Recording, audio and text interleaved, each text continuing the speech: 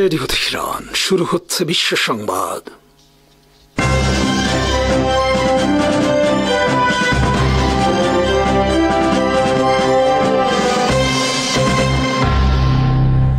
শুরুতেই সংবাদ শিরোনাম। ঘোষণার একদিনের মাথায় সমগ্র গাজা দখলের অভিযান শুরু ইসরায়েলের। পশ্চিম তীরে শুরু নতুন ইহুদি বসতি স্থাপনের কার্যক্রম। যুক্তরাষ্ট্রের নিষেধাজ্ঞার বিরুদ্ধে এক হচ্ছে রাশিয়া, চীন, ভারত। গাজা দখলের সম্মতি জানিয়ে নেতানিয়াহুকে ওয়ার হিরো হিসেবে আখ্যা ট্রাম্পের। ঘোষণা দেওয়ার মাত্র একদিনের মাথায় সমগ্র গাজা স্থায়ীভাবে দখলে নেওয়ার অভিযান শুরু করল ইসরায়েল আর্মি। বুধবার ইসরায়েল আর্মি হাজার হাজার সেনা নিয়ে গাজা অভিমুখে রওনা দিয়েছে এবং বুধবারই তারা গাজা উপকণ্ঠে পৌঁছে গেছে। অভিযানে যোগ দেবে মোট ৮০,০০০ সেনা। মঙ্গলবার ইসরায়েল আর্মির পক্ষ থেকে জানানো হয় ১৫ দিনের মধ্যে তারা সমগ্র গাজা দখলের অভিযান শুরু করবে, কিন্তু ঘোষণার পরদিনই শুরু করলো তারা এই অভিযান। চলতি মাসের শুরুতে ইসরায়েলের নিরাপত্তা ক্যাবিনেট নেতানিয়াহু সরকারকে অনুমতি দেয় সমগ্র গাজা দখলের। এরপর ইসরায়েল আর্মিও মেনে নেয় সরকারের এই পরিকল্পনা। ইসরায়েল আর্মি জানিয়েছে গাজা থেকে সমস্ত ফিলিস্তিনিদের বন্দি শিবিরে নিয়ে আসতে ৫ মাস সময় লাগতে পারে, কিন্তু ইসরায়েলের প্রধানমন্ত্রী বেঞ্জামিন নেতানিয়াহু বলেছেন আরও কম সময়ে এ কাজ সম্পন্ন করতে হবে। প্রায় ২ বছর ধরে ইসরায়েল সমস্ত গাজাকে ধ্বংসস্তূপে পরিণত করেছে। নিহত হয়েছে ১ লাখের বেশি ফিলিস্তিনি, এর ৩ ভাগের ১ ভাগই শিশু। যুদ্ধের কারণে বর্তমানে গাজার ২২ লাখ ফিলিস্তিনের অর্ধেকের বেশি বিভিন্ন তাঁবুতে অবস্থান করছে। বাকি ১০ লাখের বেশি ফিলিস্তিনি তাদের নিজেদের ধ্বংস হওয়া বাড়ির আশেপাশে খোলা জায়গায় ও ভাঙা ভবনে রয়েছে, কিন্তু তারা তাঁবুতে আশ্রয় নেয়নি। ইসরায়েল আর্মির লক্ষ্য তাঁবুতে আশ্রয় না নেওয়া ১০ লাখ ফিলিস্তিনি সহ গাজার সব ফিলিস্তিনিদেরকে তাদের নির্মিত বন্দি শিবিরে নিয়ে যাওয়া। এরপর গাজার সমস্ত বাড়িঘর মাটিতে মিশিয়ে দেওয়া হবে, যাতে হামাস কোথাও আর আশ্রয় নিয়ে ইসরায়েলের বিরুদ্ধে যুদ্ধ চালিয়ে যেতে না পারে। গাজার সব ফিলিস্তিনিদের বন্দি শিবিরে নিয়ে গোটা গাজাকে বাড়ি ঘরবিহীন খোলা ময়দানে পরিণত করা হবে।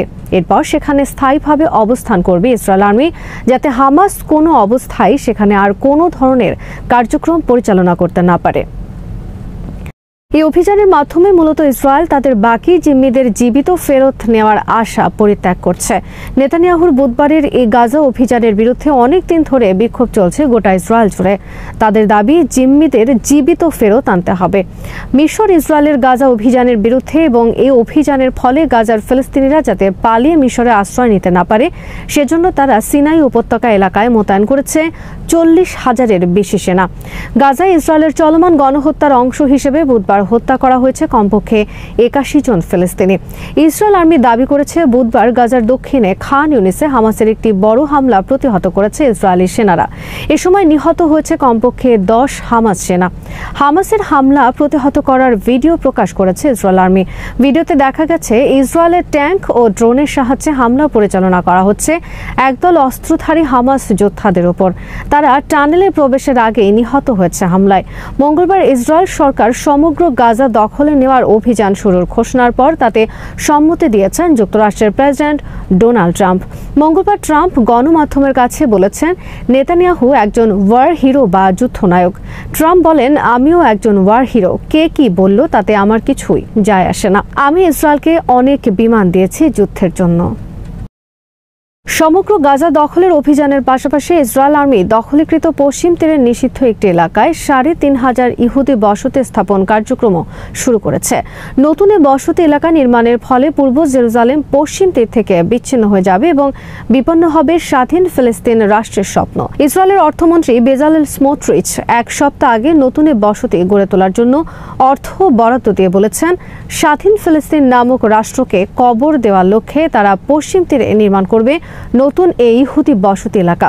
মঙ্গলবার শুরু হয়েছে এর কার্যক্রম। ইসরায়েল ২০ বছরের বেশি সময় ধরে চেষ্টা করে আসছে পূর্ব জেরুজালেমের কাছে ইহুদিদের জন্য একটি বসতি এলাকা নির্মাণের, কিন্তু আন্তর্জাতিক সম্প্রদায়ের তীব্র বিরোধিতার কারণে এতদিন পর্যন্ত তারা এই পরিকল্পনা বাস্তবায়ন করা থেকে বিরত ছিল।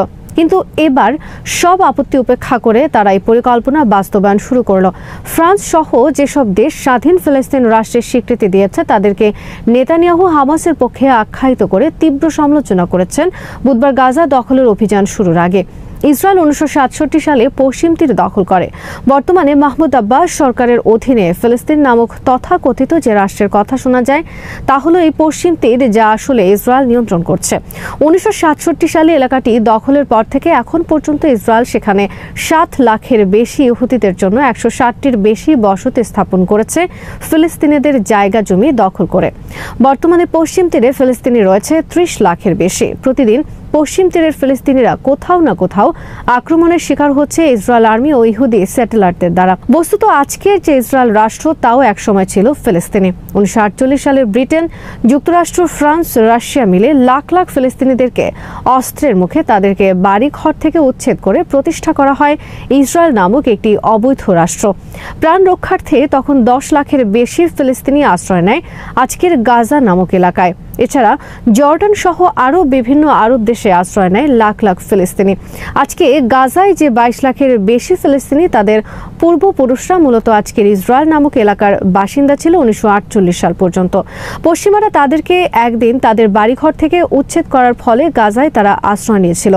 আজ পশ্চিমাদের সহায়তায় গাজার সেই চির উদ্বাস্তু লাখ লাখ ফিলিস্তিনিদের সম্পূর্ণরূপে নিশ্চিহ্ন করে গাজারও দখলের অভিযান শুরু করলো ইসরায়েল নামক অবৈধ রাষ্ট্র। 1948 সালে আজকের ইসরায়েল নামক এলাকা থেকে ফিলিস্তিনিদের জোর করে উচ্ছেদের সময় ইহুদিরা হত্যা করে হাজার হাজার ফিলিস্তিনিদের।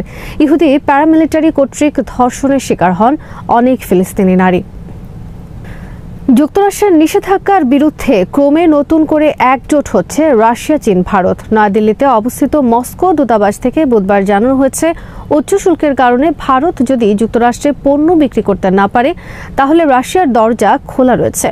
চীনের প্রতিও একই বার্তা দিয়েছে মস্কো। মস্কো দূতাবাস থেকে বলা হয়েছে, দুই দেশের মধ্যে বাণিজ্য বৃদ্ধির লক্ষ্যে চলতি বছরের শেষে ভারত সফর করবেন রাশিয়ার প্রেসিডেন্ট ভ্লাদিমির পুতিন। এরপর রাশিয়া, চীন, ভারত ত্রিপক্ষীয় শীর্ষ বৈঠকও হতে পারে। রাশিয়া থেকে তেল কেনার শাস্তি স্বরূপ যুক্তরাষ্ট্র ভারতের বিরুদ্ধে 2 দফায় মোট 50% শুল্ক আরোপ করেছে। এর মধ্যে দ্বিতীয় দফায় আরোপ করা 25% শুল্ক 27 অগস্ট থেকে কার্যকর হওয়ার কথা রয়েছে। কিন্তু ভারত এবং রাশিয়া উভয়ের তরফ থেকে জানানো হয়েছে তারা যুক্তরাষ্ট্রের নিষেধাজ্ঞা উপেক্ষা করেই তেল কেনা বেচা অব্যাহত রাখবে। যুক্তরাষ্ট্র বলেছে, নিষেধাজ্ঞা থেকে বাঁচতে হলে ভারতকে অবশ্যই রাশিয়া থেকে জ্বালানি তেল কেনা বন্ধ করতে হবে। ইউক্রেন যুদ্ধের কারণে ভারত গত 3.5 বছর ধরে 30% কম দামে রাশিয়া থেকে জ্বালানি তেল কিনছে। যুক্তরাষ্ট্রের নিষেধাজ্ঞার কারণে বর্তমানে উভয় সংকটে ভারত, কারণ নিষেধাজ্ঞা মানলে যুক্তরাষ্ট্রের উচ্চ শুল্ক থেকে অব্যাহতি পাবে ঠিকই, কিন্তু তাকে 30% বেশি দামে জ্বালানি তেল কিনতে হবে যুক্তরাষ্ট্র সহ অন্য দেশ থেকে। ফলে ভারতের অর্থনীতিতে বর্তমানে বইছে এক টর্নেডো। ভারতের আনন্দবাজার পত্রিকার খবরে বলা হয়েছে, ওয়াশিংটনের নিষেধাজ্ঞা উপেক্ষা করে ভারত যাতে রাশিয়া থেকে জ্বালানি তেল কেনা চালিয়ে যেতে পারে সেজন্য মস্কো ভারতের কাছে তেলের দাম আরও কমিয়েছে, কিন্তু কত কমিয়েছে তা উল্লেখ করা হয়নি প্রতিবেদনে। পুরো দমে তেতে উঠেছে আরব দেশ জর্ডান। এবার আর নিস্তার নেই ইসরায়েলের। এতদিন ফিলিস্তিনিদের ওপর মধ্যপ্রাচ্যের কসাই বেনিয়ামিন নেতানিয়াহুর বর্বরতায় আরব বিশ্বের তেমন কোনো হেলদোলই ছিল না। কিন্তু পুরোপুরি চিত্র বদলে গেল যখন গ্রেটার ইসরায়েলের মানচিত্র প্রকাশ করল ইসরায়েলের প্রধানমন্ত্রী বেনিয়ামিন নেতানিয়াহু। মধ্যপ্রাচ্যের 4 দেশের ভূখণ্ডকে অন্তর্ভুক্ত করে কথিত মানচিত্র প্রকাশ করেছে তেল আবিব। নতুন মানচিত্রে আছে ফিলিস্তিন, জর্ডান, সিরিয়া এবং লেবানন। এই মানচিত্র সামনে আসতেই ফিলিস্তিনিদের পাশাপাশি তীব্র প্রতিবাদ জানিয়েছে জর্ডান, সৌদি আরব। ইসরায়েলের সাথে সাম্প্রতিক উত্তেজনার নিরিখে আরও এক ধাপ এগিয়ে জর্ডান নিচ্ছে যুদ্ধের প্রস্তুতি। 3 দশকের বেশি সময় ধরে বন্ধ থাকা জাতীয় সামরিক পরিষেবা কর্মসূচি আবারও চালুর ঘোষণা দিয়েছে জর্ডান। দেশের ক্রাউন প্রিন্স দ্বিতীয় হুসেইন বিন আবদুল্লাহ তরুণদের সাথে এক বৈঠকে এই ঘোষণা দিয়েছেন বলে খবর এসেছে গণমাধ্যমে। যুবরাজ ইসরায়েলের প্রসঙ্গ না টেনে বলেছেন, তরুণ জর্ডানবাসীদের দেশের সেবা এবং প্রতিরক্ষার জন্য প্রস্তুত থাকতে হবে। যারা এরই মধ্যে সামরিক সেবায় অংশ নিয়েছেন তারা অভিজ্ঞতার গুরুত্ব বোঝেন। এই কর্মসূচি জাতীয় পরিচয় এবং তরুণদের তাদের মাতৃভূমির সাথে সংযোগকে করবে শক্তিশালী। অন্যদিকে জর্ডানের সশস্ত্র বাহিনীর সাথে সেবা চরিত্র গঠন এবং শৃঙ্খলাও প্রতিষ্ঠা করবে বলে মনে করছেন যুবরাজ। 3 দশক আগে এই সামরিক পরিষেবা কর্মসূচির আওতায় 18 থেকে 40 বছর বয়সী পুরুষদের 2 বছরের জন্য সেনাবাহিনীতে বাধ্যতামূলক কাজ করতে হতো। তবে 2020 সাল থেকে শুধুমাত্র তরুণ বেকার পুরুষদের 1 বছরের প্রশিক্ষণ নিতে হচ্ছে। 2007 সালে জন্ম নেয়া ব্যক্তিরা আগামী বছরের জানুয়ারিতে 18 বছর পূর্ণ করবে। তাদের নিয়েই শুরু হবে কার্যক্রম। প্রথম পর্যায়ে যোগ দেবে 6,000 তরুণ। এরপর দ্রুত গতিতে এই সংখ্যা 10,000-এ উন্নীত করা হবে। প্রতিবেশী দেশ বিশেষ করে বাশার আল আসাদের পতনের পর সিরিয়ার অস্থিতিশীলতা, অধিকৃত পশ্চিম তীরে ফিলিস্তিনিদের পরিস্থিতির অবনতি এবং গাজায় ইসরায়েলের গণহত্যা ও নেতানিয়াহুর গ্রেটার ইসরায়েলে জর্ডানকে অন্তর্ভুক্ত করার পরই বড় ঘোষণা দিল দেশটি। গত মাসেই জর্ডানের রাজনৈতিক বিশ্লেষক বলেছিলেন যে গুরুতর বহিরাগত হুমকির মুখোমুখি জর্ডান, এজন্যই অভ্যন্তরীণ ঐক্য প্রয়োজন। বর্তমানে জর্ডান দুটো কৌশলগত হুমকির মুখে। প্রথমত, সিরিয়ায় গৃহযুদ্ধের সূত্রপাত হলে জর্ডানেও তার প্রভাব পড়বে। সেই সাথে ফিলিস্তিনিদের নিজ ভূমি জর্ডানে বিতাড়িত হলে সেটিও বড় হুমকি হয়ে দাঁড়াবে দেশটির জন্য। এর পাশাপাশি গ্রেটার ইসরায়েল নিয়েও শঙ্কিত দেশটি। Nuestros cielos y nuestras tierras las defendemos nosotros, las liberamos nosotros. এবার লাতিন আমেরিকায় যুদ্ধ শুরু করতে পারেন মার্কিন প্রেসিডেন্ট ডোনাল্ড ট্রাম্প। বহুদিনের শত্রু ভেনেজুয়েলা এবার আমেরিকার টার্গেটে। তবে ভেনেজুয়েলার প্রেসিডেন্ট নিকোলাস মাদুরো দিয়েছেন হার হিম করা ঘোষণা। আমেরিকার অব্যাহত চাপ ও নতুন হুমকির জবাবে 45 লাখেরও বেশি সশস্ত্র মিলিশিয়া সদস্য মাঠে নামানোর ঘোষণা দিয়েছেন মাদুরো। কথিত মাদক বিরোধী অভিযানের নামে ইরানের অন্যতম বন্ধু দেশ ভেনেজুয়েলার কাছে 3টি যুদ্ধজাহাজ পাঠিয়েছে আমেরিকা। এর আগে দেওয়া হয়েছে মাদুরোকে গ্রেপ্তারে পুরস্কারের অর্থ বাড়ানোর ঘোষণাও। সেই সাথে আছে মার্কিন শুল্কের খড়গও। আমেরিকার ধারাবাহিক আগ্রাসী পদক্ষেপের প্রেক্ষাপটে বড় প্রস্তুতি নিচ্ছেন মাদুরো। সোমবার এক টেলিভিশন ভাষণে মাদুরো জানান, এই সপ্তাহে তিনি একটি বিশেষ পরিকল্পনা সক্রিয় করবেন, যেখানে 45 লাখেরও বেশি মিলিশিয়া সদস্য অংশ নেবে। মিলিশিয়ারা প্রস্তুত, সক্রিয় এবং সশস্ত্র। ভেনেজুয়েলার এই মিলিশিয়া বাহিনী গঠন করেছিলেন সাবেক প্রেসিডেন্ট হুগো শাভেজ। সরকারিভাবে এই বাহিনীতে প্রায় 50 লাখ সদস্য থাকার কথা বলা হলেও বিশ্লেষকদের মতে প্রকৃত সংখ্যা এর চেয়েও কম। মঙ্গলবার বার্তা সংস্থা রয়টার্স এক প্রতিবেদনে জানায়, ভেনেজুয়েলার কাছে যুদ্ধজাহাজ মোতায়েন করেছে যুক্তরাষ্ট্র। আগামী 36 ঘন্টার মধ্যে দেশটির উপকূলে পৌঁছাবে 3টি গাইডেড মিসাইল সিস্টেম যুক্ত ডেস্ট্রয়ার। এগুলো হলো USS Gravely, USS Jason Dunham ও ইউএসএস স্যামসন। সেই সাথে মোতায়েন করা হবে P-8 মডেলের কয়েকটি গোয়েন্দা বিমান, একটি অ্যাটাক সাবমেরিন এবং কয়েকটি সাধারণ যুদ্ধজাহাজ। সব মিলিয়ে দক্ষিণ ক্যারিবীয় অঞ্চলে প্রায় 4000 নৌসদস্য মোতায়েন করা হচ্ছে। কয়েকদিন আগে নিকোলাস মাদুরোকে গ্রেপ্তারে সহায়তার জন্য ঘোষিত পুরস্কার দ্বিগুণ করে $5 কোটি উন্নীত করেছে যুক্তরাষ্ট্র। মাদুরোকে বিশ্বের অন্যতম বৃহৎ মাদক কারবারি বলে অভিযুক্ত করে আসছে ওয়াশিংটন। ভূরাজনীতির সমীকরণে তিনি রাশিয়ার আস্থাভাজন বন্ধু হিসেবে পরিচিত। ভেনেজুয়েলাকে বাণিজ্য শুল্ক দিয়েও ঘায়েল করার চেষ্টা করছেন ট্রাম্প। মার্কিন প্রেসিডেন্ট ঘোষণা দিয়েছেন, কোন দেশ ভেনেজুয়েলা থেকে তেল কিনলে তাদের উপর 25% শুল্ক আরোপ করা হবে। ট্রাম্পের অভিযোগ, যুক্তরাষ্ট্র ও মার্কিনীদের লালিত স্বাধীনতার প্রতি ভেনেজুয়েলা অত্যন্ত শত্রুতাপূর্ণ আচরণ করেছে। ভেনেজুয়েলার ওপর আগে থেকেই ছিল মার্কিন নিষেধাজ্ঞা। ভেনেজুয়েলার বিরুদ্ধে এক বিস্ফোরক অভিযোগও তুলেছেন ট্রাম্প। তার দাবি, আমেরিকার শান্তি ভঙ্গ করতে একদল দুষ্কৃতী পাঠিয়েছে ভেনেজুয়েলা। যুক্তরাষ্ট্রের অব্যাহত চাপ ও হুমকি টলাতে পারছে না মাদুরোকে। ট্রাম্পের এসব পদক্ষেপ উড়িয়ে দিয়ে সেগুলোকে একটি ক্ষয়িষ্ণু সাম্রাজ্যের অদ্ভুত ও উদ্ভট হুমকি বলে মন্তব্য করেছেন মাদুরো।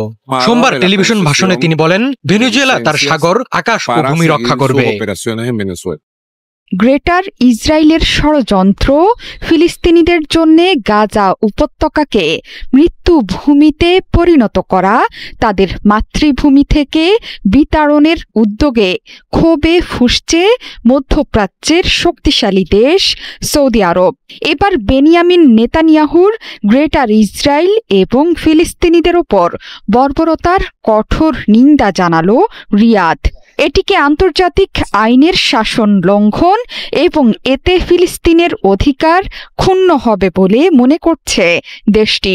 গাজা দখলে ইসরায়েলি অভিযানের ঘোষণার পর এমন অবস্থান স্পষ্ট করল সৌদি। গাজায় ভয়াবহ আক্রমণের জন্য সামরিক পরিকল্পনা অনুমোদন দিয়েছেন ইসরায়েলের প্রতিরক্ষা মন্ত্রী ইসরায়েল কাটজ। শুধু তাই নয়, আক্রমণাত্মক অভিযানের জন্য 60,000 রিজার্ভ সৈন্যকেও ডেকে পাঠাচ্ছে দেশটি। সৌদি যুবরাজ মোহাম্মদ বিন সালমানের সভাপতিত্বে অনুষ্ঠিত এই বৈঠকে ফিলিস্তিনি জনগণের তাদের ভূমিতে একটি স্বাধীন সার্বভৌম রাষ্ট্র প্রতিষ্ঠার ঐতিহাসিক ও আইনি অধিকারের বিষয়ে নিজেদের দৃঢ় অবস্থান আবারও স্পষ্ট করেছে রিয়াদ। শুধু তাই নয়, অধিকৃত জেরুজালেমের আশপাশের এলাকায় নতুন ইসরায়েলি বসতি স্থাপনের সাম্প্রতিক অনুমোদনেরও নিন্দা জানাতে জাতিসংঘকে আহ্বান জানিয়েছে রিয়াদ। ফিলিস্তিনিদের ওপর ইসরায়েলি আগ্রাসন বন্ধে দ্রুত পদক্ষেপ নিতেও দাবি জানিয়েছেন সৌদি যুবরাজ মোহাম্মদ বিন সালমান। এছাড়া ইসরায়েলি কর্তৃপক্ষ যাতে জাতিসংঘের প্রস্তাব মেনে চলে সে ব্যাপারে চাপ দিতে আন্তর্জাতিক সম্প্রদায়কে আহ্বান জানিয়েছে দেশটি। ইসরায়েলকে দখলদার উল্লেখ করে ফিলিস্তিনি জনগণ এবং তাদের দখলকৃত ভূমির বিরুদ্ধে নেতানিয়াহুর অপরাধ বন্ধ করতে বাধ্য করার ব্যাপারে জাতিসংঘকে তাৎক্ষণিক ব্যবস্থা নিতে আহ্বান জানিয়েছে দেশের মন্ত্রিসভা। আন্তর্জাতিক আইনের ভিত্তিতে ফিলিস্তিনিদের ভূমিতে স্বাধীন সার্বভৌম রাষ্ট্র প্রতিষ্ঠার জন্য ফিলিস্তিনি জনগণের ঐতিহাসিক এবং আইনি অধিকারকে নিশ্চিত করার প্রতি তাগিদ দিয়েছে সৌদি আরব। সম্প্রতি গাজার বাইরেও আরব দেশগুলোর ভূমি দখলে মরিয়া হয়ে উঠেছে ইসরায়েল। দখলদার মন্ত্রিসভার বৈঠকে গাজা ও অধিকৃত পশ্চিম তীর নিয়ে ভয়ঙ্কর নীল নকশার ছবি প্রকাশ্যে এনেছে নেতানিয়াহু, যেখানে তিনি জর্ডান, সিরিয়া ও মিশরের ভূখণ্ড নিয়ে গ্রেটার ইসরায়েল গড়ে তোলার পরিকল্পনা প্রকাশ্যে এনেছেন। মূলত থার্ড টেম্পল পরিকল্পনা বাস্তবায়নের জন্যই নেতানিয়াহু যে মাঠে নেমেছেন সেটি গ্রেটার ইসরায়েলের পরিকল্পনার কথা জানিয়ে একরকম স্বীকার করলেন দখলদার প্রধানমন্ত্রী। তবে বেনিয়ামিন নেতানিয়াহুকে ছেড়ে কথা বলছে না আরব বিশ্ব। নিজেদের স্বার্থে আঘাত লাগতেই জর্ডান, মিশর এরই মধ্যে সামরিক প্রস্তুতি নিতে শুরু করেছে। মিশর তো সেনা মোতায়েন করেছে সীমান্তে, অন্যদিকে জর্ডানও বাধ্যতামূলক সেনা নিয়োগের পরিকল্পনার কথা বিশ্বকে জানিয়ে দিয়েছে। ফিলিস্তিনিদের গাজা থেকে বিতাড়নের দুরভিসন্ধি কোনোভাবেই মানতে নারাজ আরব বিশ্ব। যে কোনো উপায়ে নিজের দেশের ভূখণ্ড এবং ফিলিস্তিনি শরণার্থীদের বিতাড়নের হাত থেকে বাঁচাতে সীমান্তে তৎপর মিশর এবং জর্ডান। পবিত্র কোরআনে আল্লাহ তাআলা বলেন, বনি ইসরায়েলের মধ্যে যারা কুফরি করেছিল তারা দাউদ ও মারিয়াম পুত্র ঈসার মুখে অভিশপ্ত হয়েছিল, কারণ তারা অবাধ্যতা করেছিল আর তারা সীমা লঙ্ঘন করত।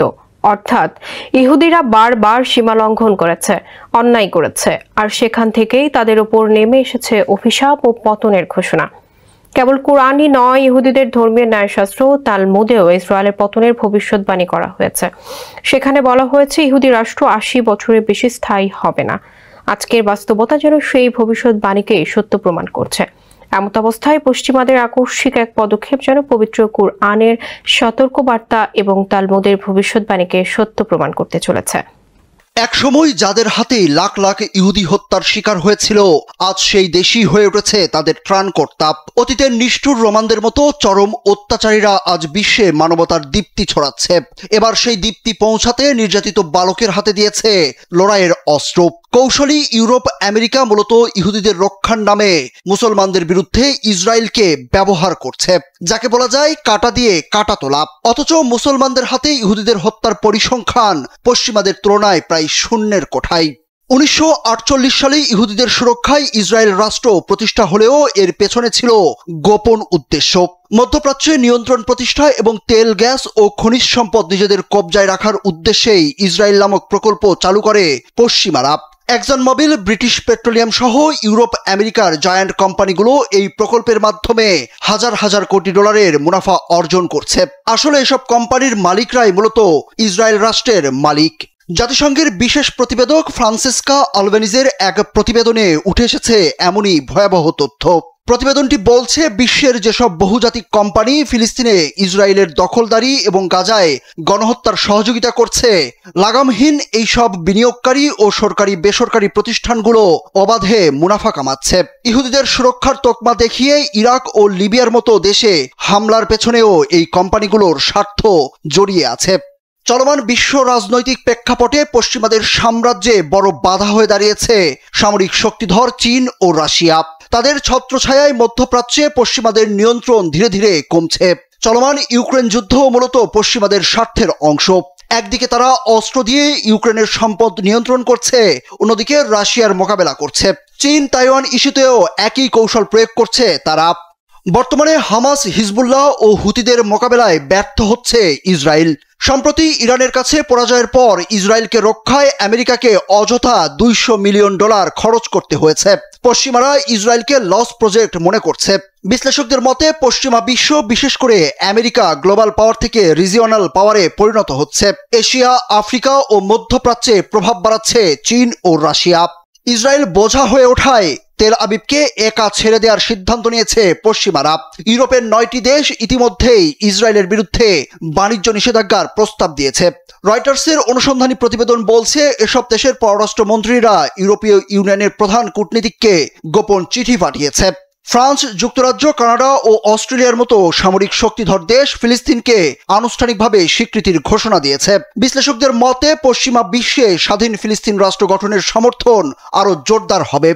লাশের গন্ধ আর শিশুর কান্নায় ভারী হয়ে আছে গাজার আকাশ বাতাস। অর্ধলক্ষাধিক নিরীহ ফিলিস্তিনির রক্তে লাল হয়েছে পশ্চিমা নেতাদের হাত। সেই রক্তমাখা হাতগুলো ইসরায়েল নামধারী টিস্যুকে মুছে ফেলার চেষ্টা করছে, যেন সেই ডাস্টবিনের নিচেই চাপা পড়ে ইহুদি জাতি। আর সেই সুযোগে স্যুট বুট পরা পশ্চিমারা যেন নতুন কোনো শিকারের ছক কষছে। পুরো দমে তেতে উঠেছে আরব দেশ জর্ডান। এবার আর নিস্তার নেই ইসরায়েলের।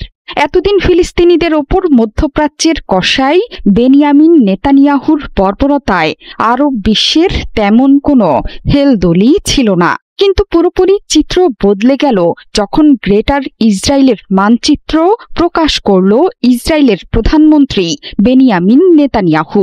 মধ্যপ্রাচ্যের 4 দেশের ভূখণ্ডকে অন্তর্ভুক্ত করে কথিত মানচিত্র প্রকাশ করেছে তেল আবিব। নতুন মানচিত্রে আছে ফিলিস্তিন, জর্ডান, সিরিয়া এবং লেবানন। এই মানচিত্র সামনে আসতেই ফিলিস্তিনিদের পাশাপাশি তীব্র প্রতিবাদ জানিয়েছে জর্ডান, সৌদি আরব। ইসরায়েলের সাথে সাম্প্রতিক উত্তেজনার নিরিখে আরও এক ধাপ এগিয়ে জর্ডান নিচ্ছে যুদ্ধের প্রস্তুতি। 3 দশকের বেশি সময় ধরে বন্ধ থাকা জাতীয় সামরিক পরিষেবা কর্মসূচি আবারও চালুর ঘোষণা দিয়েছে জর্ডান। দেশের ক্রাউন প্রিন্স দ্বিতীয় হুসেইন বিন আবদুল্লাহ তরুণদের সাথে এক বৈঠকে এই ঘোষণা দিয়েছেন বলে খবর এসেছে গণমাধ্যমে। যুবরাজ ইসরায়েলের প্রসঙ্গ না টেনে বলেছেন, তরুণ জর্ডানবাসীদের দেশের সেবা এবং প্রতিরক্ষার জন্য প্রস্তুত থাকতে হবে। যারা এরই মধ্যে সামরিক সেবায় অংশ নিয়েছেন তারা অভিজ্ঞতার গুরুত্ব বোঝেন। এই কর্মসূচি জাতীয় পরিচয় এবং তরুণদের তাদের মাতৃভূমির সাথে সংযোগকে করবে শক্তিশালী। অন্যদিকে জর্ডানের সশস্ত্র বাহিনীর সাথে সেবা চরিত্র গঠন এবং শৃঙ্খলাও প্রতিষ্ঠা করবে বলে মনে করছেন যুবরাজ। 3 দশক আগে এই সামরিক পরিষেবা কর্মসূচির আওতায় 18 থেকে 40 বছর বয়সী পুরুষদের 2 বছরের জন্য সেনাবাহিনীতে বাধ্যতামূলক কাজ করতে হতো।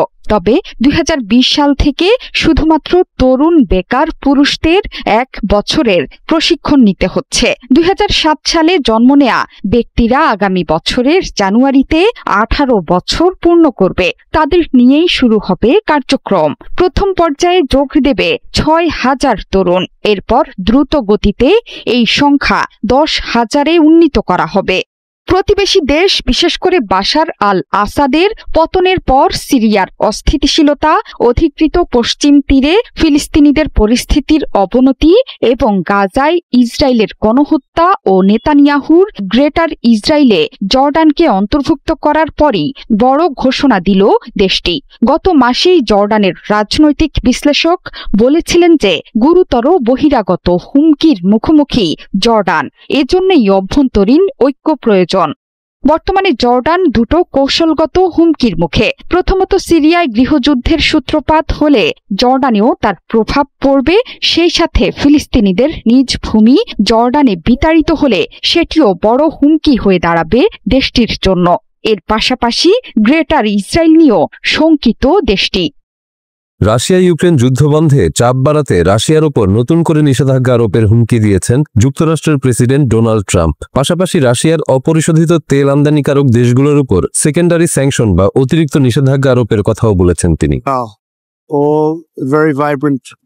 কিন্তু এখানে দেখা গেছে বৈষম্যপূর্ণ সিদ্ধান্ত। সম্প্রতি ট্রাম্প প্রশাসন ভারতের পণ্যের উপর অতিরিক্ত 25% শুল্ক বাড়িয়েছে, যা এখন মোট 50% দাঁড়িয়েছে। কারণ ভারত যুদ্ধকালীন সময়ে রাশিয়া থেকে তেল আমদানি অব্যাহত রেখেছে, অথচ রাশিয়ার সবচেয়ে বড় জ্বালানি ক্রেতা চীনের বিরুদ্ধে এমন কোনো পদক্ষেপ নেওয়া হয়নি। আর এতেই স্পষ্ট হয়ে উঠেছে ভারতকে চাপে রাখা হচ্ছে আর চীনকে দেওয়া হচ্ছে ছাড়, এমনটাই বলছেন বিশ্লেষকরা।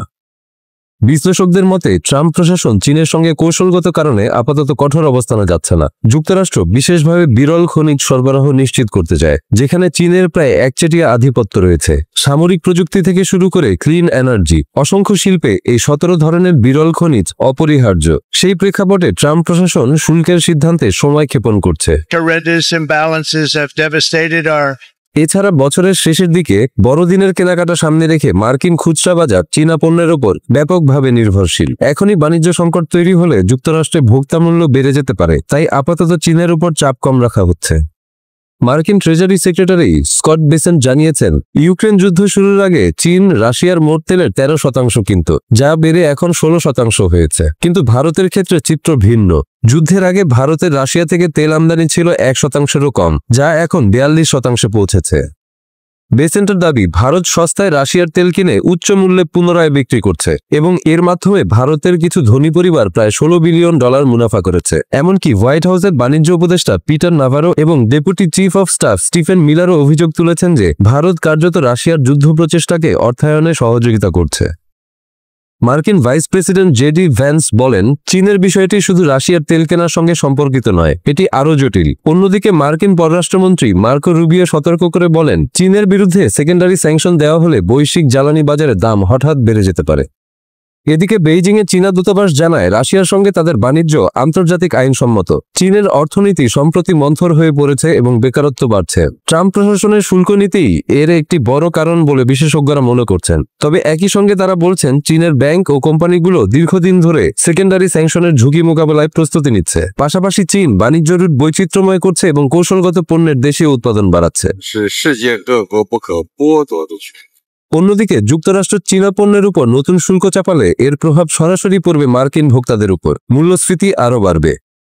গত 12 আগস্ট যুক্তরাষ্ট্র ও চীন পারস্পরিক সমঝোতায় বিদ্যমান শুল্ক বিরতি 90 দিনের জন্য বাড়িয়েছে, যা 10 নভেম্বর পর্যন্ত বহাল থাকবে। এর আগে গত মে মাসে জেনেভায় চুক্তি করে দুই দেশ। সে সময় যুক্তরাষ্ট্র চীনের আমদানির উপর শুল্ক 30% এবং চীন যুক্তরাষ্ট্রের রপ্তানির উপর শুল্ক 10% কমিয়ে আনে। এর ফলে বাণিজ্য ঘাটতি অনেকটাই কমে যায়। তবে বিশ্লেষকদের মতে এখনো দুই দেশের মধ্যে আস্থার ঘাটতি রয়ে গেছে। তবুও উভয় পক্ষই শিগগির কোনো ইতিবাচক ঘোষণা দিতে পারে বলে ধারণা করা হচ্ছে। অন্যদিকে ভারতের উপর অতিরিক্ত শুল্ক যেমন বাড়ছে, তেমনি নিষেধাজ্ঞাও আসতে পারে বলে ধারণা করা হচ্ছে। ইসরায়েলের শীর্ষ সামরিক কর্মকর্তারা গাজা উপত্যকার ঘনবসতিপূর্ণ এলাকাগুলোতে একটি নতুন পর্যায়ের অভিযানের পরিকল্পনা অনুমোদন করেছেন। এ লক্ষ্যে চলতি মাসে 50,000 রিজার্ভ সেনা ডাকার প্রস্তুতি নেওয়া হচ্ছে বলে বুধবার এক সামরিক কর্মকর্তা জানিয়েছেন। সেনাবাহিনীর নিয়ম অনুযায়ী নাম প্রকাশে অনিচ্ছুক ওই কর্মকর্তা জানান, ইসরায়েলি বাহিনী এখন গাজা শহরের সেই সব অঞ্চলে অভিযান চালাতে যাচ্ছে যেখানে আগে তারা প্রবেশ করেনি এবং যেখানে এখনো হামাস সক্রিয় রয়েছে। ইতোমধ্যে গাজা শহরের জেতুন ও জাবালিয়া এলাকায় ইসরায়েলি সেনারা অবস্থান করছে, যেখানে আরো বড় পরিসরে অভিযান চালানোর পূর্ব প্রস্তুতি নেওয়া হচ্ছে। আগামী কয়েকদিনের মধ্যেই সেনাপ্রধানের চূড়ান্ত অনুমোদন পাওয়া যাবে বলে ধারণা করা হচ্ছে। তবে এই নতুন অভিযানের সুনির্দিষ্ট সময় এখনো জানা যায়নি। সেই সামরিক কর্মকর্তার মতে এই পরিকল্পনার অংশ হিসেবে চলতি মাসেই 50,000 অতিরিক্ত রিজার্ভ সেনা ডাকা হবে, যার ফলে রিজার্ভ বাহিনীর সংখ্যা দাঁড়াবে প্রায় 1,20,000। ইসরায়েলি প্রধানমন্ত্রী বেনিয়ামিন নেতানিয়াহু চলতি মাসের শুরুতে বলেছিলেন, ইসরায়েলের মূল লক্ষ্য হচ্ছে বাকি যেসব জিম্মি এখনো মুক্ত হয়নি তাদের উদ্ধারের পাশাপাশি হামাস এবং অন্যান্য সশস্ত্র গোষ্ঠীগুলোর ভবিষ্যৎ হুমকি সম্পূর্ণরূপে নির্মূল করা। 2023 সালের 7 অক্টোবর হামাসের নেতৃত্বাধীন জঙ্গিরা ইসরায়েলে হামলা চালিয়ে প্রায় 1200 মানুষ হত্যা করে, যাদের বেশিরভাগই বেসামরিক নাগরিক। এছাড়া 251 জনকে জিম্মি করে তারা গাজায় নিয়ে যায়। পরবর্তীতে যুদ্ধবিরতি বা বিনিময় চুক্তির মাধ্যমে অধিকাংশ জিম্মিকে মুক্ত করা হয়েছে। হামাস বলেছে বাকি জিম্মিদের মুক্তি দেবে কেবল একটি স্থায়ী যুদ্ধবিরতি এবং ইসরায়েলের সম্পূর্ণ প্রত্যাহারের বিনিময়ে। ইসরায়েলের এই নতুন সামরিক অভিযানের পরিকল্পনা আন্তর্জাতিক মহলে তীব্রভাবে সমালোচিত হচ্ছে। এতে গাজার মধ্যাঞ্চলে শরণার্থী শিবিরগুলোতে আরেক দফা ব্যাপক বাস্তুচ্যুতির আশঙ্কা তৈরি হয়েছে। গাজা শহরে বর্তমানে লাখ লাখ বাস্তুচ্যুত মানুষ আশ্রয় নিয়েছে। এখানেই গাজার শেষ দফার গুরুত্বপূর্ণ অবকাঠামোগুলোর কিছু অবশিষ্ট রয়েছে। মধ্যস্থতাকারী পক্ষ এবং হামাস জানিয়েছে তারা একটি যুদ্ধবিরতির শর্তে সম্মত হয়েছে, তবে ইসরায়েল এখনো আনুষ্ঠানিকভাবে কোনো প্রতিক্রিয়া জানায়নি। নেতানিয়াহুর জোটের কয়েকজন সদস্য হামাসকে সম্পূর্ণ পরাজিত না করে কোনো ধাপে ধাপে চুক্তির বিরুদ্ধে অবস্থান নিয়েছে। ইরান সম্প্রতি জানিয়েছে তারা যে কোনো নতুন ইসরায়েলি হামলার জন্য সম্পূর্ণ প্রস্তুত এবং সম্প্রতি 12 দিনের যুদ্ধে ব্যবহৃত ক্ষেপণাস্ত্রগুলোর চেয়ে অনেক বেশি ক্ষমতা সম্পন্ন নতুন ক্ষেপণাস্ত্র তাদের আছে। 12 দিনের যুদ্ধে যে ক্ষেপণাস্ত্র ব্যবহার করা হয়েছিল সেগুলো কয়েক বছর আগের তৈরি বলে জানান ইরানের প্রতিরক্ষা মন্ত্রী আজিজ নাসির জাদেহ। রাষ্ট্রীয় বার্তা সংস্থা IRN এর তথ্য প্রকাশ করেছে। তিনি আরও বলেন, আজ আমরা আগের চেয়ে অনেক বেশি ক্ষমতাসম্পন্ন ক্ষেপণাস্ত্র তৈরি করেছি যা আমাদের কাছে প্রস্তুত আছে। যদি ইহুদি জায়নবাদী শত্রুরা আবার কোনো দুঃসাহসিকতা দেখায় তাহলে আমরা নিঃসন্দেহে এই নতুন ক্ষেপণাস্ত্র ব্যবহার করব। গত জুনে যুক্তরাষ্ট্র ইসরায়েল যৌথভাবে ইরানের উপর বোমা হামলা শুরু করে, যার জবাবে ইরান ক্ষেপণাস্ত্র ও ড্রোন হামলা চালায়। মার্কিন ইসরায়েলের যৌথ এ হামলায় উচ্চ পদস্থ সামরিক কমান্ডার, পরমাণু বিজ্ঞানী সহ শত শত মানুষ নিহত হন। হামলা চালানো হয় সামরিক ঘাঁটি ও আবাসিক এলাকাতেও। যুক্তরাষ্ট্র সংক্ষিপ্ত সময়ের জন্য এ যুদ্ধ অংশ নেয়। শুধুমাত্র ইরানের পারমাণবিক স্থাপনায় হামলা চালানোই তাদের মূল লক্ষ্য ছিল। এ বছরের 24 জুন থেকে ইরান ও ইসরায়েলের মধ্যে যুদ্ধবিরতি চলছে। তবে ইরানি কর্মকর্তারা সতর্ক করে বলেছেন যে কোনো সময় নতুন করে সংঘর্ষ শুরু হতে পারে। যদিও তেহরান স্পষ্ট জানিয়েছে তারা যুদ্ধ চায় না, তবে সব ধরনের সংঘর্ষের জন্য প্রস্তুত রয়েছে।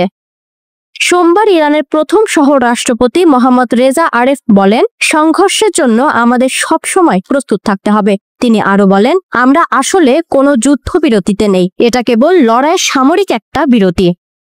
ইরানের গণমাধ্যম জানিয়েছে তাদের সেনাবাহিনী বৃহস্পতিবার থেকে 2 দিনব্যাপী সামরিক মহড়া শুরু করতে যাচ্ছে, যেখানে বিভিন্ন ধরনের স্বল্প ও মধ্যম পাল্লার ক্রুজ ক্ষেপণাস্ত্র প্রদর্শিত হবে। ইরানের ক্ষেপণাস্ত্র কর্মসূচি নিয়ে পশ্চিমা দেশগুলো বহুবার উদ্বেগ প্রকাশ করেছে। তাদের চোখে এটা আঞ্চলিক নিরাপত্তার জন্য হুমকি। চলতি বছরের জুলাই মাসে ফ্রান্স একটি সমন্বিত চুক্তির আহ্বান জানায়, যাতে ইরানের পারমাণবিক কর্মসূচির পাশাপাশি ক্ষেপণাস্ত্র ও আঞ্চলিক প্রভাব বিস্তারের বিষয়গুলিও অন্তর্ভুক্ত থাকে। তবে ইরান স্পষ্ট করে জানিয়ে দিয়েছে তাদের সামরিক সক্ষমতার প্রশ্নে তারা আপোষহীন। ইউরোপীয় নেতারা যেভাবে ট্রাম্পের সাথে দেখা করেছেন, আরব নেতাদেরও উচিত ওয়াশিংটনে গিয়ে মার্কিন নীতি পরিবর্তনের জন্য চাপ সৃষ্টি করা, এমনটাই মনে করছেন বিশ্লেষকরা।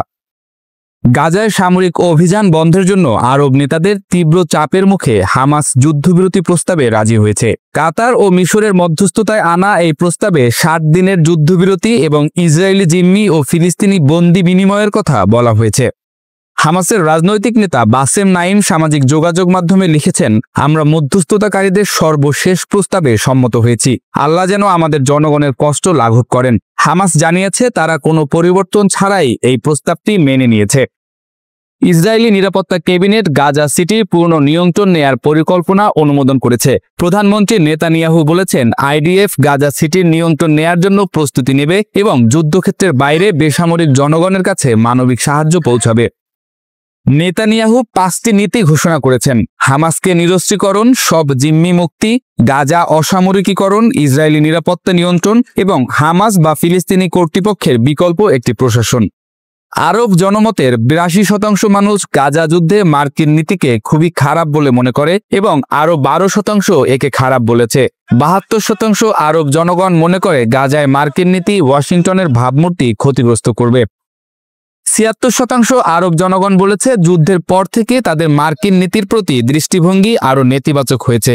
অর্ধেকের বেশি মানুষ মার্কিন যুক্তরাষ্ট্রকে অঞ্চলের শান্তি ও স্থিতিশীলতার জন্য সবচেয়ে বড় হুমকি মনে করে। বাগদাদে আরব লীগের সম্মেলনে নেতারা গাজায় যুদ্ধবিরতির জন্য ইসরায়েলের ওপর আরও চাপ বৃদ্ধির দাবি করেছেন। মিশরের প্রেসিডেন্ট সিসি ট্রাম্পকে যুদ্ধবিরতির জন্য প্রয়োজনীয় সব প্রচেষ্টা নিতে আহ্বান জানিয়েছেন। ইরাক গাজা পুনর্গঠনের জন্য $20 মিলিয়ন অনুদানের ঘোষণা দিয়েছে। মিশর গাজা পুনর্গঠনের জন্য আন্তর্জাতিক সম্মেলন আয়োজনের পরিকল্পনা করছে। ট্রাম্পের গাজা নিয়ন্ত্রণ ও ফিলিস্তিনিদের জোরপূর্বক স্থানান্তরের প্রস্তাবে আরব বিশ্বে তীব্র প্রতিক্রিয়া সৃষ্টি হয়েছে। মিশর, জর্ডান ও সৌদি আরব সবাই এই পরিকল্পনা প্রত্যাখ্যান করেছে। অস্ট্রেলিয়ার স্বরাষ্ট্রমন্ত্রী টনি বার্গ বলেছেন, ফিলিস্তিনিরা অদৃশ্য নয়, আমরা তোমাদের দেখি, স্বীকৃতি দেব। দুটি রাষ্ট্রের সমাধানে বিশ্বাস করি, দুটোই নিরাপদ ও স্বীকৃত। এর প্রতিক্রিয়ায় ইসরায়েল অস্ট্রেলিয়ার ফিলিস্তিনি প্রতিনিধিদের ভিসা বাতিল করেছে। জাতিসংঘের তথ্য অনুযায়ী অক্টোবর 2023 থেকে এ পর্যন্ত 62,000-এরও বেশি ফিলিস্তিনি নিহত হয়েছেন। অ্যামনেস্টি ইন্টারন্যাশনাল ইসরায়েলের বিরুদ্ধে ইচ্ছাকৃতভাবে গাজায় দুর্ভিক্ষ সৃষ্টির অভিযোগ করেছে। গাজার জনগণ দুর্ভিক্ষের কবলে পড়ার উপক্রম রয়েছে বলে বিশেষজ্ঞরা সতর্কতা দিয়েছেন। মিশরীয় পররাষ্ট্রমন্ত্রী বাদর আবদেলাত্তি রাফা ক্রসিংয়ে দাঁড়িয়ে বলেছেন, বর্তমানে ফিলিস্তিনি ও কাতারি প্রতিনিধিরা মিশরে রয়েছেন নিয়মিত হত্যা ও অনাহার বন্ধের প্রচেষ্টা জোরদার করতে। আরব বিশ্বের এই একাত্তা প্রতিরোধ ও কূটনৈতিক চাপের মুখে এখন দেখার বিষয় ইসরায়েল ও ওয়াশিংটন কতটা নমনীয়তা দেখায়। আরব নেতাদের সরাসরি ওয়াশিংটনে গিয়ে চাপ সৃষ্টি না করলে গাজায় এই মানবিক বিপর্যয় আরও দীর্ঘায়িত হওয়ার আশঙ্কা রয়েছে। এবার গাজা অভিযান বেশ ভয়াবহ হতে যাচ্ছে বলে ধারণা করছেন আন্তর্জাতিক বিশ্লেষকরা। ইসরায়েলের আগ্রাসন এবার আরও বড় বিপর্যয় নেমে আসতে পারে গাজায়। এদিকে ইসরায়েলের 60,000 সেনা দলের গাজা অভিমুখে যাত্রার খবরে মিশর তাদের 40,000 সেনা প্রস্তুত রেখেছে। ফিলিস্তিনের অবরুদ্ধ গাজা উপত্যকার পাশে নিজেদের সীমান্তে নজিরবিহীনভাবে সেনা সংখ্যা বাড়িয়েছে মিশর। ইসরায়েলে গাজা সিটিতে ব্যাপক হামলার প্রস্তুতি নিচ্ছে এমন প্রেক্ষাপটে কায়রো আশঙ্কা করছে হাজার হাজার গাজাবাসী হয়তো মিশরের উত্তর সিনাই অঞ্চলে প্রবেশের চেষ্টা করতে পারেন। মঙ্গলবার মিডল ইস্ট আইকে দেয়া এক সাক্ষাৎকারে মিশরের এক সামরিক কর্মকর্তা নিশ্চিত করেছেন, বর্তমান উত্তর সিনাইয়ে প্রায় 40,000 সেনা মোতায়েন রয়েছে। এটি 1979 সালের মিশর ইসরায়েল শান্তি চুক্তির আওতায় নির্ধারিত সেনা সংখ্যার তুলনায় বহুগুণ বেশি। সূত্রটি বলেছে, গত কয়েক বছরের মধ্যে আমরা মিশরের সেনাবাহিনীকে এত উচ্চমাত্রার সতর্ক অবস্থায় কখনো দেখিনি। কর্মকর্তা আরও জানান, প্রেসিডেন্ট আবদেল্লাহ ফাতাহ এল সিসির প্রত্যক্ষ নির্দেশে এ পদক্ষেপ নেওয়া হয়েছে। সশস্ত্র বাহিনীর সুপ্রিম কাউন্সিল ও জাতীয় নিরাপত্তা কাউন্সিলের সঙ্গে বৈঠকের পরেই তিনি সেনা মোতায়েনের নির্দেশ দেন। তিনি স্পষ্ট করে বলেন, ইসরায়েল হামাসকে নির্মূল করতে এবং গাজার জনগণকে স্থানচ্যুত করতে চায়, কিন্তু মিশর এই পরিকল্পনা কোনোভাবেই সমর্থন করে না। বর্তমানে সিনাইয়ের বিভিন্ন ঘাঁটিতে মিশরের সেনারা অবস্থান নিয়েছে। বিশেষত গাজার সীমান্তবর্তী জোনসি এলাকায় ভারী সেনা মোতায়েন করা হয়েছে। সেখানে সাজোয়া যান, আকাশ প্রতিরক্ষা ব্যবস্থা, বিশেষ বাহিনী ও M60 যুদ্ধ ট্যাঙ্কও রাখা হয়েছে। মিশরীয় সূত্র জানিয়েছে, বাড়তি সেনা মোতায়েনের বিষয়টি ইসরায়েলকে জানানো হয়েছে। কায়রো তাদের জানিয়েছে এটি কেবল আত্মরক্ষামূলক ব্যবস্থা, তবে সতর্ক করে দেয়া হয়েছে যদি ইসরায়েল মিশরের ভেতরে কোনো হামলা চালায় তার কঠোর জবাব দেয়া হবে। এদিকে মিশরের পররাষ্ট্রমন্ত্রী সম্প্রতি স্পষ্ট করেছেন, গাজার জনগণকে অন্যত্র সরিয়ে নেয়ার পরিকল্পনায় তারা কোনোভাবে সহায়তা করবে না, বরং যে কোনো মূল্যে তা প্রতিরোধ করবে। এদিকে ফিলিস্তিনের গাজায় ভয়াবহ আক্রমণের জন্য সামরিক পরিকল্পনা অনুমোদন করেছেন প্রতিরক্ষামন্ত্রী ইসরায়েল কাটজ। মঙ্গলবার রাতে IDF chief of staff lieutenant general Eyal Zamir এবং অন্যান্য ঊর্ধ্বতন কর্মকর্তা তার কাছে পরিকল্পনা উপস্থাপন করলে তিনি তাতে পূর্ণ সায় দেন। বুধবার দ্য টাইমস অফ ইসরায়েল প্রতিরক্ষা সূত্রের বরাতে জানায়, মন্ত্রী ইসরায়েল কাটজ গাজা সিটিতে সেনাবাহিনীর আক্রমণাত্মক পরিকল্পনা অনুমোদন করেছেন। এই আক্রমণাত্মক অভিযানকে গিরিয়ন্স চেরিয়র্স বি নামে ডাকা হচ্ছে। একই নামে পূর্ববর্তী আরেকটি অভিযান চালিয়েছিল আইডিএফ। তখন হামাসকে জিম্মি চুক্তিতে চাপ দেওয়ার জন্য আইডিএফ উপত্যকার ৭৫% অঞ্চল দখল করে নিয়েছিল। একটি নিরাপত্তা সূত্র জানিয়েছে, কার্চ বৈঠকে আইডিএফ এর পরিকল্পনা এবং প্রস্তুতির প্রশংসা করেছেন। সরকার গাজা সিটি দখলের জন্য সেনাবাহিনীকে নির্দেশ দেওয়ার পরে এ পরিকল্পনা করা হয়। আক্রমণাত্মক অভিযানের জন্য আইডিএফ কর্তৃক প্রায় ৬০,০০০ রিজার্ভিস্ট কল আপ আদেশ জারির প্রস্তুতি চলছে। কার্চ সেনা আহ্বানের এই আদেশটিও অনুমোদন করেছেন বলে জানা গেছে। ধারণা করা হচ্ছে, অভিযানে গাজা সিটি থেকে উপত্যকার দক্ষিণে আনুমানিক ১০ লাখ ফিলিস্তিনি বেসামরিক নাগরিককে বাস্তুচ্যুত করা হবে। প্রতিরক্ষামন্ত্রী এজন্য আইডিএফ এর মানবিক প্রস্তুতি অনুমোদন করেছেন।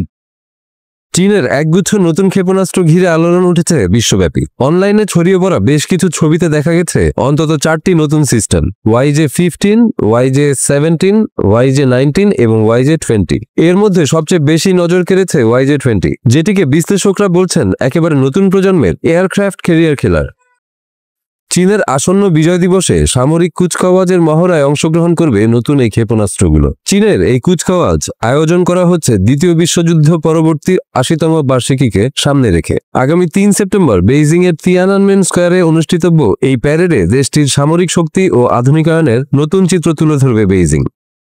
সামরিক পর্যবেক্ষক রিক জোয়ের মতে JY-17 ও JY-19 সম্ভবত হাইপারসনিক অস্ত্র, JY-15 হতে পারে সুপারসনিক মিসাইল, তবে সবচেয়ে রহস্যময় YJ-20, যেটি আংশিক ব্যালিস্টিক ক্ষেপণাস্ত্রের মতো হলেও ওড়ার সময় অ্যারোডাইনামিক লিফট ব্যবহার করে, অর্থাৎ এটি গতির পাশাপাশি কৌশলগত চালচালনও করতে সক্ষম।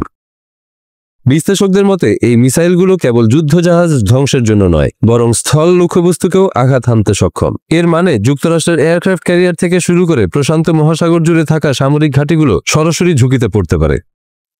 নৌ বিশ্লেষক অ্যালেক্স লাক বলেন, রেড সি ও অন্য অঞ্চলে যুক্তরাষ্ট্র ভালো প্রতিরক্ষা সক্ষমতা দেখিয়েছে, কিন্তু চীনের নতুন অস্ত্রগুলো আরও উন্নত হতে পারে এবং যুক্তরাষ্ট্রের ক্ষেপণাস্ত্র প্রতিরক্ষা ভাণ্ডারকেও চাপে ফেলতে পারে।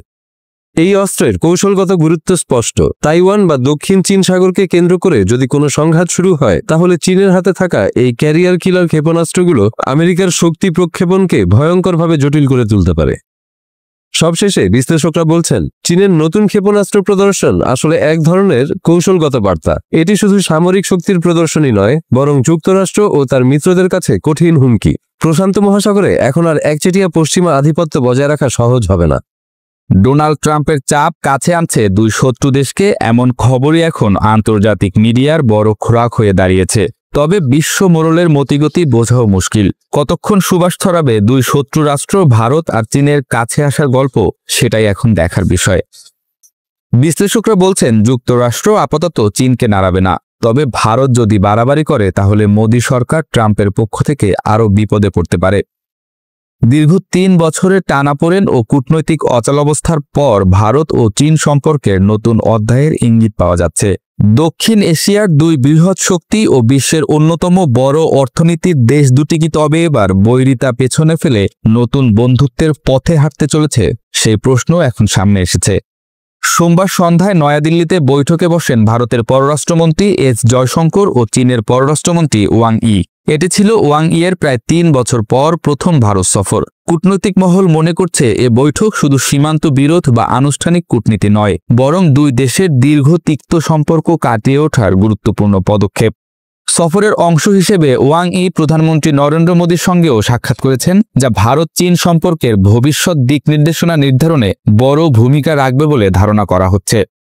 ২০১৯ সালের পর থেকে ভারত চীন সম্পর্ক তলানিতে ঠেকেছিল। লাদাখ সীমান্তে সংঘর্ষ, গালোয়ান উপত্যকার রক্তক্ষয়ী সংঘাত এবং আঞ্চলিক নিরাপত্তা ইস্যুতে বিরোধের কারণে দুই দেশের মধ্যে সরাসরি আলোচনার ক্ষেত্র সংকুচিত হয়ে যায়। করোনা মহামারী শুরুর পর ভিসা ও ফ্লাইট বন্ধ হয়ে যাওয়ায় কূটনৈতিক ও সাংস্কৃতিক বিনিময়ও থেমে যায়। ওয়াং ইয়ের বর্তমান সফর সেই স্থবিরতা কাটিয়ে ওঠার প্রচেষ্টা হিসেবে দেখা হচ্ছে। মার্কিন প্রেসিডেন্ট ডোনাল্ড ট্রাম্প আরোপিত উচ্চ শুল্ক নীতি শুধু চীন নয়, ভারতের অর্থনীতিতেও বড় চাপ তৈরি করেছে। রপ্তানি ও আমদানি উভয় ক্ষেত্রেই ক্ষতিগ্রস্ত হচ্ছে এশিয়ার দুই দেশ। বিশ্লেষকদের মতে এ কারণেই ভারত ও চীন নিজেদের পারস্পরিক দূরত্ব কমানোর চেষ্টা করছে। ওয়াং ই বৈঠকে বলেন হাতি ও ড্রাগনকে একসঙ্গে নাচানোই সঠিক পথ। তার বক্তব্যে স্পষ্ট, অর্থনৈতিক চ্যালেঞ্জ মোকাবিলা করতে হলে ভারত ও চীনের ঘনিষ্ঠ সহযোগিতা অপরিহার্য। যদিও সম্পর্কের পূর্ণ পুনর্গঠনে সবচেয়ে বড় বাধা হয়ে দাঁড়িয়েছে পাকিস্তান। বেইজিং বরাবরই ইসলামাবাদের ঘনিষ্ঠ মিত্র এবং সন্ত্রাস বিরোধী যুদ্ধে পাকিস্তানকে সমর্থন দিয়ে আসছে। অন্যদিকে দিল্লির কাছে পাকিস্তানি অন্যতম প্রধান নিরাপত্তা হুমকি। বিশেষজ্ঞরা মনে করছেন পাকিস্তান ইস্যুতে কোনো সমাধান না হলে ভারত চীন সম্পর্কের উন্নতি পুরোপুরি বাস্তবায়ন করা কঠিন হবে। তবে আঞ্চলিক ও আন্তর্জাতিক প্ল্যাটফর্মে দুই দেশের সহযোগিতা অব্যাহত রয়েছে। ব্রিক্স, সাংহাই সহযোগিতা সংস্থা এবং জলবায়ু পরিবর্তন সহ বৈশ্বিক নানা ইস্যুতে ভারত ও চীন পরস্পরের সঙ্গে কাজ করছে। বিশ্লেষকদের মতে এই সহযোগিতা যদি আরও জোরদার হয় তবে অর্থনীতি থেকে শুরু করে ভূরাজনীতির ভারসাম্যেও বড় ধরনের ইতিবাচক পরিবর্তন আসতে পারে। ভারত ও চীন বিশ্বের সবচেয়ে জনবহুল দেশগুলোর মধ্যে শীর্ষ 2-এ রয়েছে। একই সঙ্গে তারা বিশ্বের দ্রুততম বর্ধনশীল অর্থনীতির অন্যতম। এই দুই দেশের মধ্যে সহযোগিতা জোরদার হলে শুধু দক্ষিণ এশিয়ায় নয়, বৈশ্বিক অর্থনীতিতেও বড় প্রভাব পড়বে। তাই ওয়াং ইয়ের এই সফরকে অনেকেই ভারত চীন সম্পর্কে টার্নিং পয়েন্ট হিসেবে দেখছেন। কূটনৈতিক পর্যবেক্ষকদের মতে চরম শত্রু হিসেবে পরিচিত দুই দেশ যদি আস্থা ও পারস্পরিক স্বার্থে একসঙ্গে এগিয়ে আসে তবে এশিয়ার ভূরাজনীতি নতুন ভারসাম্য পাবে। এখন প্রশ্ন হচ্ছে সীমান্ত বিরোধ, পাকিস্তান ইস্যু এবং পারস্পরিক অবিশ্বাস কাটিয়ে উঠতে পারবে কিনা দিল্লি ও বেইজিং। সময় দেবে তার উত্তর। All they talked about was security. I said, let me make the deal first. 5 বড় ন্যাটো মিত্র দেশের সেনাপ্রধানরা বসেছেন এক টেবিলে। জার্মানি, যুক্তরাজ্য, ফ্রান্স, ফিনল্যান্ড ও ইতালির সামরিক নেতৃত্বের এই বৈঠক ঘিরে তীব্র আলোচনা চলছে। ইউক্রেনের নিরাপত্তা নিশ্চিতে যুক্তরাষ্ট্র সরাসরি আকাশ সেনা সহায়তা দিতে পারে। মার্কিন প্রেসিডেন্ট ডোনাল্ড ট্রাম্পের এমন ইঙ্গিতের এই বৈঠককে বিশ্ব দরবারে গুরুত্বপূর্ণ করে তুলে ধরা হয়েছে। এই বৈঠকের পরদিনই ন্যাটোর আরও বড় সম্মেলন হতে যাচ্ছে। 32টি সদস্য দেশের সেনাপ্রধানরা অনলাইনে যোগ দেবেন ব্রাসেলস থেকে আয়োজিত ওই বৈঠকে। আলোচনার বিষয়ে ইউক্রেনের জন্য নতুন ধরনের নিরাপত্তা নিশ্চয়তা দেওয়া সম্ভব কিনা এবং সেই প্রতিশ্রুতির আওতায় ন্যাটো কত দূর যাবে। ট্রাম্পের সর্বশেষ মন্তব্যই হঠাৎ করে এই তৎপরতা বাড়ায়। ফক্স অ্যান্ড ফ্রেন্ডস অনুষ্ঠানে তিনি বলেছেন, ইউক্রেনকে রক্ষা করতে হলে যুক্তরাষ্ট্রের আকাশ সেনা পাঠানোর বিষয়টি খতিয়ে দেখা উচিত। জেলেন্সকি ইউরোপীয় নেতাদের নিয়ে হোয়াইট হাউসে গিয়েছিলেন শান্তি আলোচনায় গতি আনতে। তার ঠিক একদিন পরেই এই ঘোষণা এলো।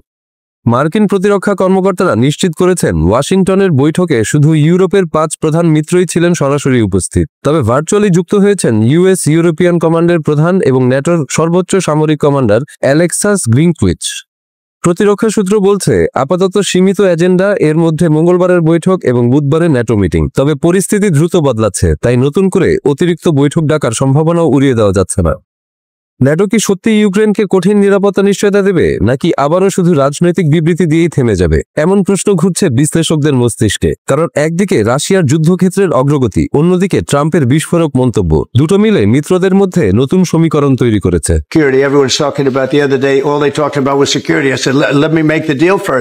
বিশ্লেষকরা বলছেন ট্রাম্পের বক্তব্যের প্রভাব দুই দিকেই যেতে পারে। একদিকে ইউক্রেন পেতে পারে বাড়তি কূটনৈতিক ও সামরিক নিশ্চয়তা, অন্যদিকে রাশিয়া এটিকে সরাসরি ন্যাটো যুক্তরাষ্ট্রের হুমকি হিসেবে ধরে নিলে যুদ্ধ আরো ভয়াবহ মোড় নিতে পারে। তাই ব্রাসেলস বৈঠককে ঘিরে পুরো ইউরোপ এখন সজাগ দৃষ্টি রাখছে। তাইওয়ানের সেনাদের সঙ্গে যুক্তরাষ্ট্রের যৌথ সামরিক মহড়া নিয়ে উত্তপ্ত হয়ে উঠেছে বেইজিং।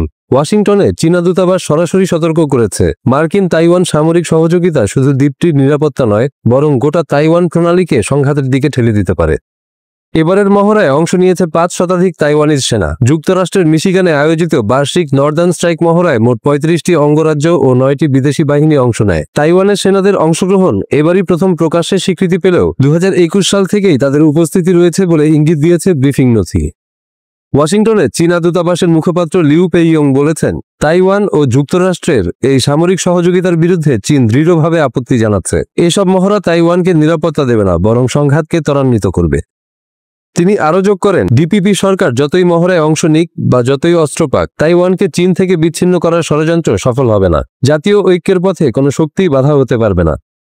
মার্কিন প্রতিরক্ষা কর্মকর্তা বলেছেন, মহড়ার অন্যতম লক্ষ্য হল তাইওয়ান সেনাদের জন্য দ্বীপ প্রতিরক্ষা কৌশল, উপকূল ও সামুদ্রিক এলাকায় যুদ্ধ পরিস্থিতির প্রস্তুতি জোরদার করা। মিশিগানের লেক অঞ্চল কাজে লাগিয়ে এই অনুশীলনকে আইল্যান্ড ডিফেন্সের বাস্তব সিমুলেশন হিসেবে বর্ণনা করেছে আয়োজকরা। বিশ্লেষক ব্রাইস ব্যারোসের মতে তাইওয়ানের এই অংশগ্রহণ অত্যন্ত তাৎপর্যপূর্ণ, কারণ যুক্তরাষ্ট্র ও মিত্ররা এখন নিয়মিতভাবেই তাইওয়ানের সঙ্গে ফোর্স অন ফোর্স প্রশিক্ষণ চালাচ্ছে। তার ভাষায় এটি কেবল প্রতীকী নয়, বরং ভবিষ্যতের যে কোনো উপকূলীয় সংঘাতের প্রস্তুতির ইঙ্গিত। তাইওয়ানের প্রতিরক্ষা মন্ত্রণালয় জানিয়েছে, যুক্তরাষ্ট্র থেকে সম্প্রতি তারা Abrams tank, HIMARS rocket system সহ একাধিক অত্যাধুনিক অস্ত্র পেয়েছে, যার মাধ্যমে সম্ভাব্য চীনা আক্রমণের বিরুদ্ধে প্রস্তুতি শক্তিশালী করা। চীনের প্রেসিডেন্ট শি জিনপিং এর আগেই বলেছিলেন, তাইওয়ান একদিন ঐক্যবদ্ধ হবে, আর এই ঐক্যের পথে কোনো শক্তিই বাধা হয়ে দাঁড়াতে পারবে না। মার্কিন গোয়েন্দা সংস্থাগুলো ধারণা করেছে, এই দশকের শেষ নাগাদ বেইজিং তাইওয়ানের বিরুদ্ধে সামরিক পদক্ষেপ নিতে পারে। বিশ্লেষকদের মতে, যুক্তরাষ্ট্র তাইওয়ান সামরিক সহযোগিতা যতই গভীর হোক না কেন, এর প্রতিক্রিয়া আসবে চীনের পক্ষ থেকে। তাই প্রণালীর সংকট প্রশমনে শুধু মহড়া বা অস্ত্র নয়, টেকসই সমাধান খুঁজে বের করা জরুরি হয়ে পড়েছে। এবার পারমাণবিক অস্ত্রাগার সমৃদ্ধ করছে চীন। বিশেষ করে স্থল, আকাশ ও সমুদ্র থেকে আঘাত হানতে সক্ষম এমন পারমাণবিক অস্ত্র তৈরির উদ্যোগ নিচ্ছে দেশটি। ট্রাম্প আগেই ঘোষণা দিয়েছেন, তিনি থাকতে চীন কখনোই তাইওয়ান আক্রমণ করবে না। আর তার ঘোষণার পরই চীনের প্রেসিডেন্ট শি জিনপিং নির্দেশ দিয়েছেন তাইওয়ান দখলের জন্য সেনাবাহিনী প্রস্তুত করতে। চীনের এই পারমাণবিক অস্ত্রাগার সমৃদ্ধ করা এবং তাইওয়ান নিয়ে শি জিনপিং এর নির্দেশে বেশ খানিকটা শঙ্কায় রয়েছে যুক্তরাষ্ট্র, এমনটাই বলছে আন্তর্জাতিক গণমাধ্যম। মার্কিন সামরিক ও অস্ত্র নিয়ন্ত্রণ বিশেষজ্ঞদের দাবি, প্রচলিত সামরিক শক্তির পাশাপাশি চীন দ্রুত গতিতে তার পারমাণবিক বাহিনীর আকার ও সক্ষমতা বাড়াচ্ছে। এই প্রসঙ্গে রয়টার্সের এক প্রতিবেদনে বিস্তারিত তথ্য প্রকাশিত হয়েছে। প্রতিবেদনে বলা হয়, মার্কিন কৌশলগত কমান্ডের প্রধান জেনারেল অ্যান্থনি কটন চলতি বছরের মার্চে কংগ্রেসকে জানান, চীনের প্রেসিডেন্ট শি জিনপিং নির্দেশ দিয়েছেন যে 2007 সালের মধ্যে তাইওয়ান দখলের জন্য সেনাবাহিনী প্রস্তুত থাকবে। এজন্য চীন স্থল, আকাশ ও সমুদ্র থেকে আঘাত হানতে সক্ষম পারমাণবিক অস্ত্র তৈরির উদ্যোগ নিচ্ছে।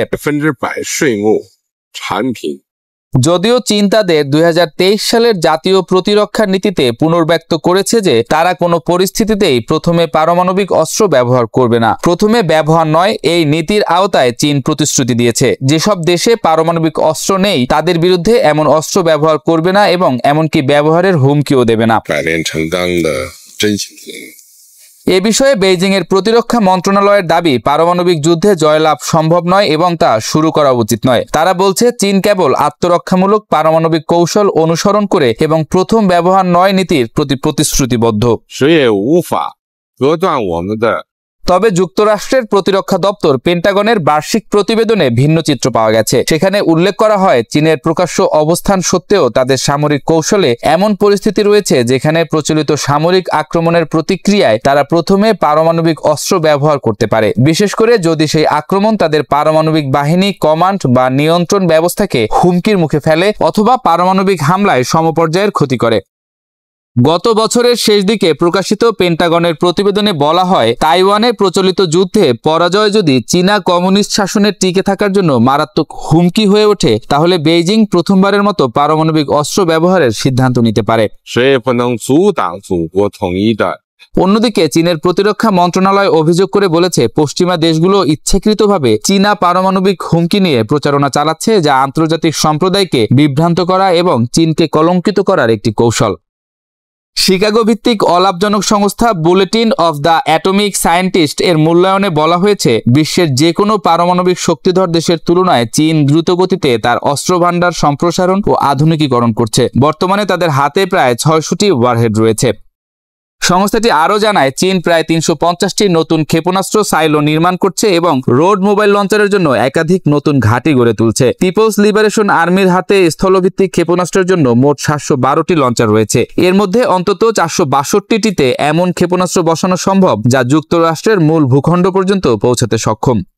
তবে বুলেটিনের তথ্য মতে, পিএল এর অনেক লঞ্চার স্বল্প পাল্লার ক্ষেপণাস্ত্রের জন্য, যা মূলত আঞ্চলিক লক্ষ্যে ব্যবহারের উদ্দেশ্যে তৈরি এবং সেগুলোর বেশিরভাগই পারমাণবিক হামলার জন্য নির্ধারিত নয়।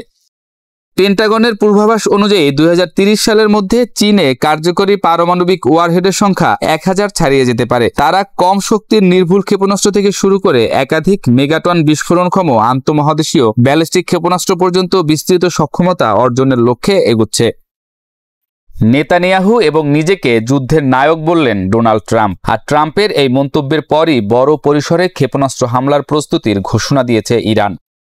উত্তর ভারত মহাসাগর এবং ওমান সাগরে 2 দিনব্যাপী সাস্টেনেবল পাওয়ার 1404 ক্ষেপণাস্ত্র মহড়ার অপারেশনাল পর্ব শুরু করবে ইরান। বৃহস্পতিবার এই মহড়া অনুষ্ঠিত হবে বলে জানা গেছে। দেশটির নৌবাহিনীর এক কর্মকর্তা এ তথ্য নিশ্চিত করেছেন বলে সংবাদ প্রকাশ করেছে ইরানের আধা সরকারি বার্তা সংস্থা মেহের। প্রতিবেদনে বলা হয়েছে, উত্তর ভারত মহাসাগর এবং ওমান সাগরে ভূপৃষ্ঠ এবং ভূগর্ভস্থ জাহাজ, বিমান ইউনিট, উপকূলীয় এলাকা থেকে সমুদ্রে নিক্ষেপযোগ্য ক্ষেপণাস্ত্র, সমুদ্রভিত্তিক ক্ষেপণাস্ত্র এবং ইলেকট্রনিক যুদ্ধ ইউনিট অংশগ্রহণের মাধ্যমে 2 দিনব্যাপী এই মহড়া পরিচালিত হবে। ইরানের নৌবাহিনীর মুখপাত্র রিয়ার অ্যাডমিরাল আব্বাস হাসানি বলেছেন, দেশীয় দক্ষতার উপর নির্ভর করে শুরু হতে যাওয়া এই মহড়ার লক্ষ্য যুদ্ধ প্রস্তুতি ও জনসাধারণের আস্থা বৃদ্ধি করা, কর্মক্ষম পরিকল্পনা ও কমান্ড নিয়ন্ত্রণ ক্ষমতা উন্নত করা এবং প্রতিরোধ ক্ষমতা জোরদার করা। অস্ত্রশস্ত্র সম্পর্কে তিনি ব্যাখ্যা করেছেন, ভূপৃষ্ঠের জাহাজগুলোকে লক্ষ্যবস্তু এবং ধ্বংস করার জন্য স্বল্প, মাঝারি এবং দীর্ঘ পাল্লার বিস্তৃত পরিসরের নির্ভুল ক্রুজ ক্ষেপণাস্ত্র ব্যবহার করা হবে এই মহড়ায়। এতে ড্রোন অভিযানও অন্তর্ভুক্ত থাকবে বলে জানা গেছে।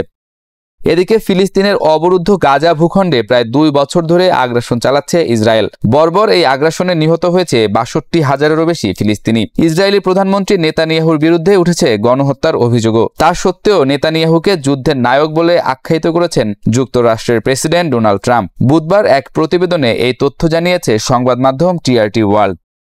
সংবাদ মাধ্যমটি বলছে, গাজায় যুদ্ধাপরাধের অভিযোগে আইসিসির গ্রেপ্তারি পরোয়ানা জারি থাকা সত্ত্বেও নেতানিয়াহুকে যুদ্ধের নায়ক হিসেবে আখ্যায়িত করেছেন প্রেসিডেন্ট ডোনাল্ড ট্রাম্প। রক্ষণশীল রেডিও উপস্থাপক মার্ক লেভিনকে দেয়া এক সাক্ষাৎকারে তিনি বলেন, তিনি ভালো মানুষ, তিনি এখনো লড়াই চালিয়ে যাচ্ছেন। আমরা একসঙ্গে কাজ করেছি, তিনি যুদ্ধের নায়ক, মনে হয় আমিও তাই।